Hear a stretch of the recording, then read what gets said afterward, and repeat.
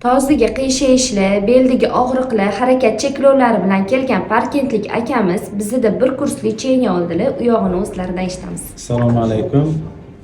Men Yo'ldosh Baxtiyor, Parkent tumani Zarkan qishlog'idan skelet klinikasiga keldim. Nima muammolar bilan keldingiz? Bel og'rig'i bilan keldim.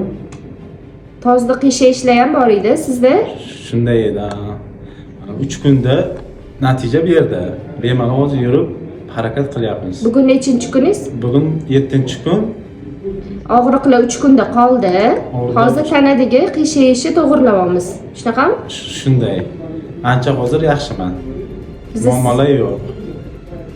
Klinikamiz sizga yoqdimi? Klinika yo'qdi. Yaxshi ekan. Doktorlar ham etap birdaniga davolamasdan etap davolayapti. Ancha yaxshi. Og'riqlar bermasdan davolayapti. Sizga yordam berganimizdan xursandmiz. Shifoli bo'lsin, xudo xolisa. Kasal bo'lmay yana ko'rishamiz.